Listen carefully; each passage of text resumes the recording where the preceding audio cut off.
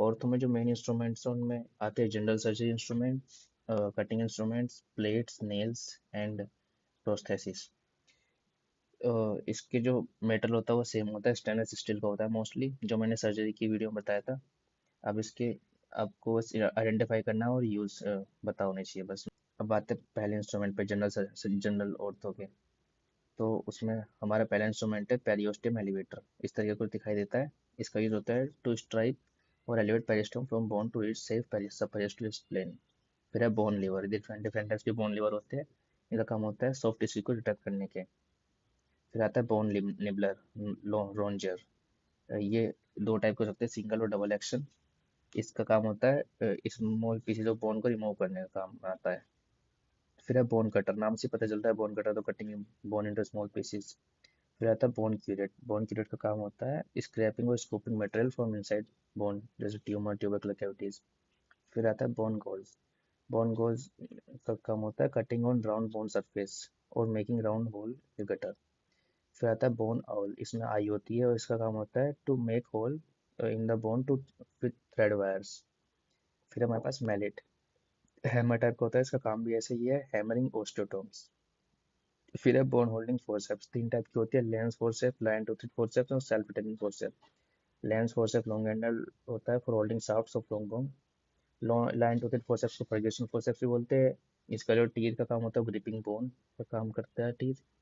फिर self tending forceps, ये maintain करती है ग्रिप विदाउट मैनुअल प्रेशर। एक है हमारे पास प्लेट होल्डिंग फोर्सेप्स। इसको लॉमेंट्स क्लैम्प भी बोलेंगे।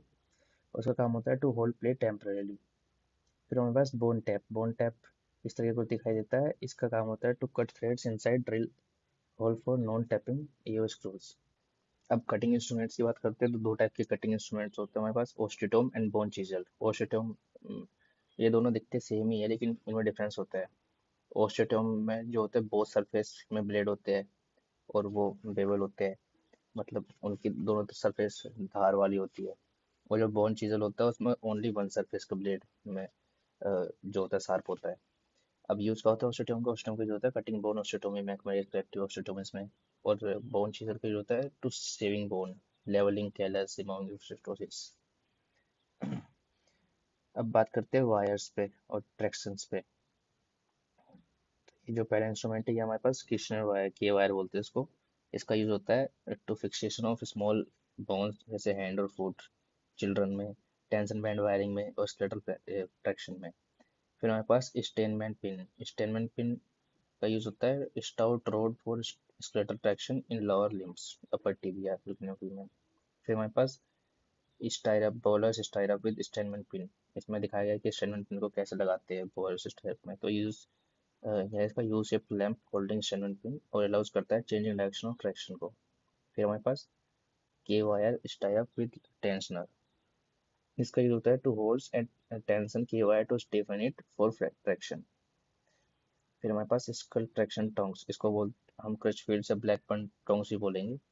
और इसका यूज होता है ट्रैक्शन इन सर्वाइकल स्पाइन इंजरी में हम यूज करते हैं इसको। अब आते हैं प्रोस्थेसिस पे। तो मोस्टली जो इम्पोर्टेंट है वो दो ही है, ऑस्टिन मोरे प्रोस्थेसिस और थॉमसन प्रोस्थेसिस।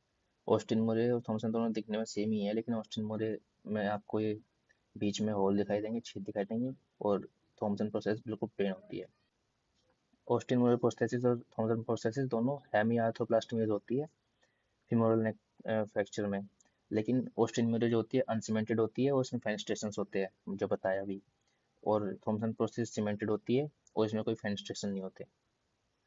अब आते हैं टोटल नी प्रोस्थेसिस पे। इस तरीके की दिखाई देगी टोटल नी प्रोस्थेसिस।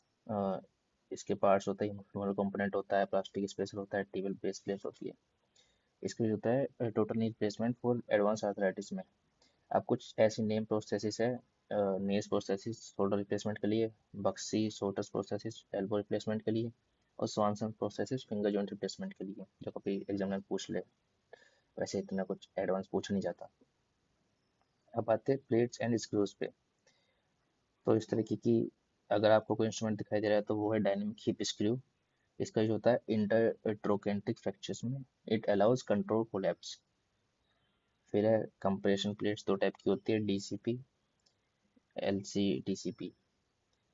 इसका यूज होता है transverse oblique fractures of long bones में यूज करते हैं हम। अब स्क्रूज की बात कर लेते हैं।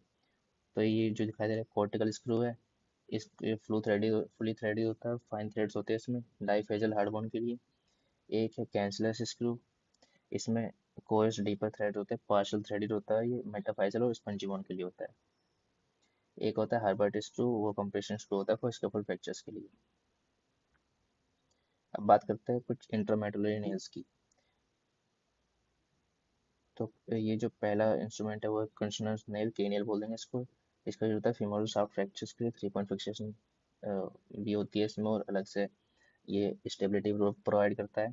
फिर आता है Smith Petersen nail. Smith Petersen nail का यूज होता है फीमोरल नेक फ्रैक्चर्स में, ट्राई फ्लैंज शेप होता है, प्रिवेंट्स रोटेशन।